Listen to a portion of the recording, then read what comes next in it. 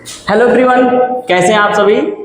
आज कुछ बच्चों के कहने पर टॉपिक लिया गया है linear equation in one variable. ये एक चैप्टर है, तो इससे दो क्वेश्चन भी लिए गए हैं। अब धीरे धीरे करके इसके दो दो तीन तीन क्वेश्चन लेकर के आपको इस चैप्टर में पूरा समझा दूंगा। तो लीनियर इक्वेशंस का मतलब क्या होता है? The equation in which the degree of the variable is one are called linear equations. Linear equations में जो वेरिएबल होंगे, चाहे वो एक्स हो, वाई हो, जेड हो, जो भी होंगे, उसकी जो डिग्री होगी, डिग्री मतलब मैक्सिमम पावर ऑफ वेरिएबल्स, जो वेरिएबल्स की मैक्सिमम पावर है वो क्या होगी? वन होगी। उसको हम लोग लीनियर इक्वेशन बोलेंगे। इन वन वेरिएबल मतलब एक इक्वेशन में या तो एक्स होगा या फिर वाई होगा या ए होगा या बी होगा, मतलब दो वेरिएबल एक ही इक्वेशन में एक साथ नहीं है। एक इक्वेशन में ओनली वन वेरिएबल ही होगा। तो आइए अब इसको हम सॉल्व करते हैं। इन क्वेश्चंस को देखिए, दो क्वेश्चंस लिए गए हैं। Question number first, the sum of three consecutive multiples. Consecutive मतलब होता है लगातार। कॉन्सिक्यूटिव मींस कंटिन्यू, लगातार। तो थ्री कॉन्सिक्यूटिव मल्टीपल्स हैं, तीन लगातार मल्टीपल्स हैं। आप फोर, किसके मल्टीपल? फोर के मल्टीपल।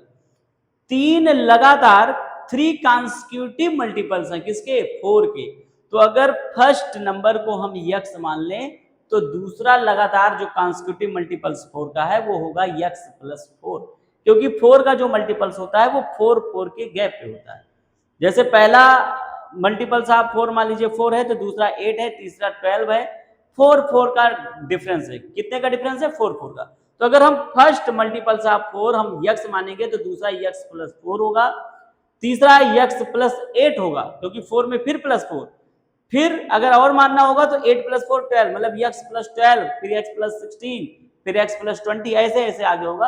फिलहाल हमें थ्री कॉन्सिक्यूटिव मल्टीपल्स ऑफ 4 मानना है, तो फर्स्ट को x, सेकंड को x प्लस 4 और थर्ड को x प्लस 8, तीनों हो जाएंगे। और तीनों का सम कह रहा है 252 है। The sum of three consecutive multiples of 4 is 252।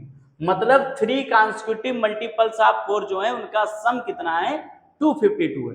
तो कह रहा फाइंड द मल्टीपल्स, तो मल्टीपल्स फाइंड करो। तो यहां मान लो let the first multiple of 4 is equal to X,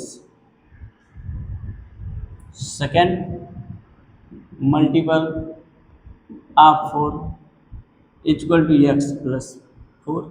second मतलब second consecutive multiples,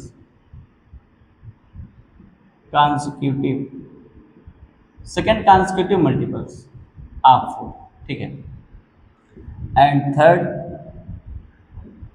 consecutive multiples of 4 is equal to X plus 8 according to question.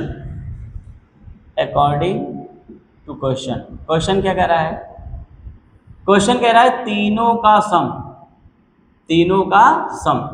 तो x और प्लस x प्लस 4 और प्लस x प्लस 8, ये जो तीनों consecutive multiples of 4 है, first को आपने x माना, सेकंड को x प्लस 4, थर्ड को x प्लस 8, इन तीनों का सम, देखिए बीच में प्लस है, तीनों का सम इज इक्वल टू 252। अब x की वैल्यू फाइंड करो।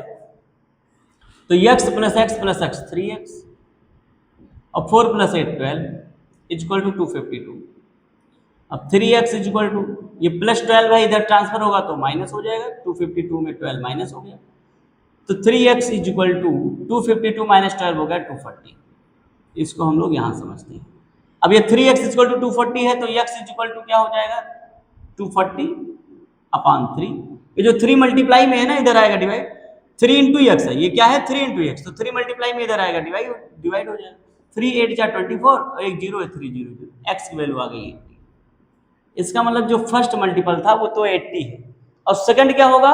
x प्लस 4, तो x प्लस 4 मतलब 80 प्लस 4, हेंस, तो यहां आप लिखेंगे हेंस द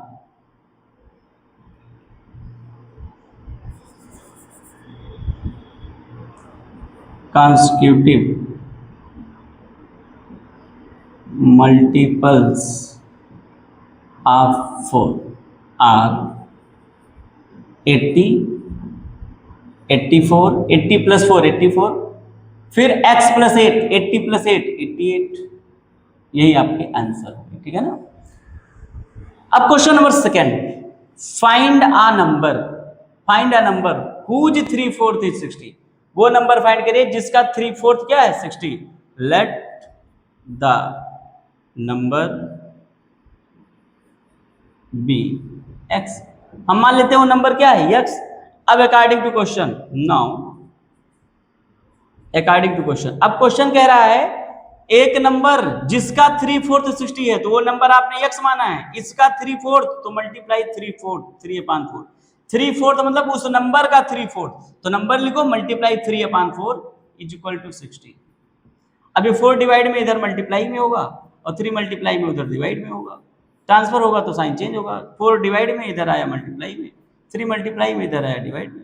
3 से 60 को कैंसिल करेंगे 20 और